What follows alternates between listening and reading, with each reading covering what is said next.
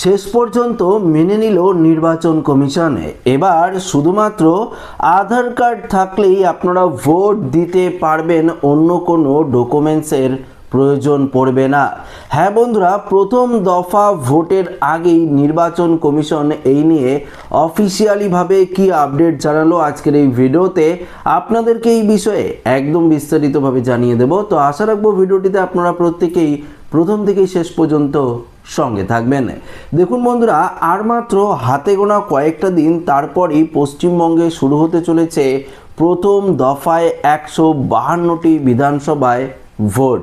হ্যাঁ বন্ধুরা, এই 152টি বিধানসভা কেন্দ্রের ভোটের আগেই নির্বাচন কমিশনারের তরফ থেকে বেশ কিছু গুরুত্বপূর্ণ আপডেট দেওয়া হয়েছে, যেগুলো এক এক করে আপনাদেরকে জানাবো। তো একটু মনোযোগ সহকারে যদি আপনারা ভিডিওটি দেখেন তাহলে কিন্তু পরিষ্কারভাবে বুঝতে পারবেন। সব থেকে গুরুত্বপূর্ণ বিষয়টি হলো এই যে যাদের নাম এসআইআর ট্রাইব্যুনাল অর্থাৎ এসআইআর সাপ্লিমেন্টারি তালিকা থেকে বাদ পড়েছে, তারা তো ট্রাইব্যুনালে আবেদন করেছেন। তো এই ট্রাইব্যুনালে যারা আবেদন করেছেন তাদের সমস্ত কিছু ভেরিফিকেশন আবারও দ্রুততার সঙ্গে করা হচ্ছে এবং 21শে এপ্রিল প্রত্যেকের নাম কিন্তু আরেকটি অতিরিক্ত তালিকায় প্রকাশিত হবে। অর্থাৎ যারা এই ট্রাইব্যুনালে বৈধ হিসাবে বিবেচিত হবেন তাদের নাম কিন্তু এই লিস্টে থাকবে এবং আপনারা 23শে এপ্রিল প্রথম দফার নির্বাচন কিন্তু দিতে পারবেন। এটা কিন্তু কমিশনারের তরফ থেকে পরিষ্কারভাবে জানিয়ে দেওয়া হয়েছে। সুপ্রিম কোর্ট এ নিয়ে নির্দেশ দিয়েছিল এবং নির্বাচন কমিশন সেটা কিন্তু স্পষ্টভাবে জানিয়ে দিয়েছে। এবার দ্বিতীয়ত সবথেকে গুরুত্বপূর্ণ আপডেট হলো এই যে ধরুন আপনার নাম এসআর এর ফাইনাল লিস্টে রয়েছে, যখন খসড়া তালিকা তৈরি হয়েছিল তখন 58 লক্ষ নাম বাতিল হয়েছে, সেখানে আপনার নাম ছিল না, খসড়া তালিকায় আপনার নাম ছিল।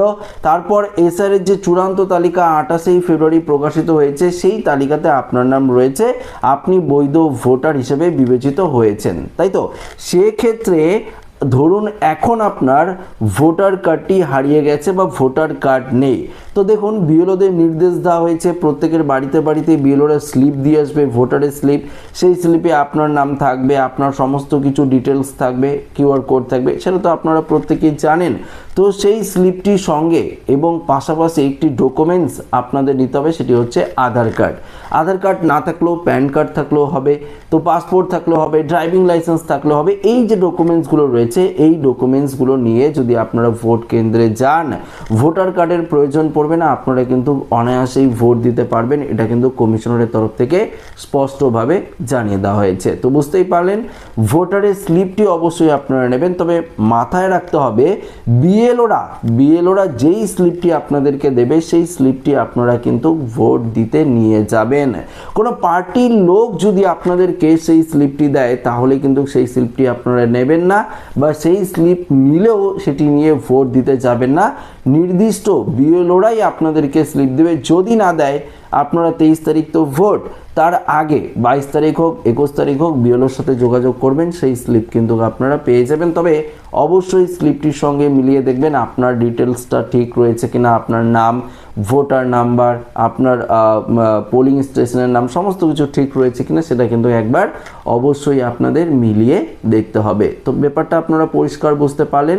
এবার দেখুন যাদের নাম এই ট্রাইব্যুনাল থেকেও বাতিল হয়ে যাচ্ছে, ধরুন আপনি ট্রাইব্যুনালে আবেদন করেছেন এবং সেক্ষেত্রে আপনার নাম উঠলো, আপনি ভোট দিতে পারলেন, কিন্তু সবথেকে গুরুত্বপূর্ণ প্রশ্ন হলো যাদের নাম এই ট্রাইব্যুনালেও বাতিল হয়ে যাবে তাদের কি করতে হবে।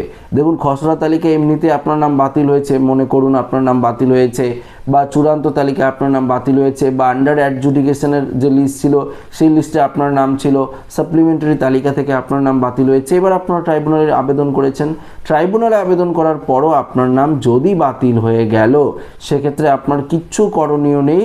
পরবর্তী ভোটের পর আপনারা কিন্তু 6 নম্বর ফর্ম ফিল আপ করে একদম নতুন প্রসেসে আপনাদের কিন্তু এসআইআর এর যে ফাইনাল লিস্টটা রয়েছে ভোটার লিস্ট, সেই লিস্টে আপনার নাম কিন্তু তুলতে হবে। তবে অবশ্যই মাথায় রাখবেন আপনি যে ডকুমেন্টসগুলো দিয়েছেন তার ভিত্তিতে আপনার নাম বাতিল হয়েছে, সেই ডকুমেন্টসগুলো আবার আপনারা দেবেন না, আপনারা অন্য ডকুমেন্টস কিন্তু দেওয়ার চেষ্টা করবেন। যে বৈধ 12টি নথির কথা নির্বাচন কমিশন বলেছে সেগুলো যে কোনো একটি দিলেই আপনারা কিন্তু নিজেদের নাম তুলতে পারবেন। তো এক্ষেত্রেও আপনারা স্পষ্টভাবে বুঝতে পারলেন।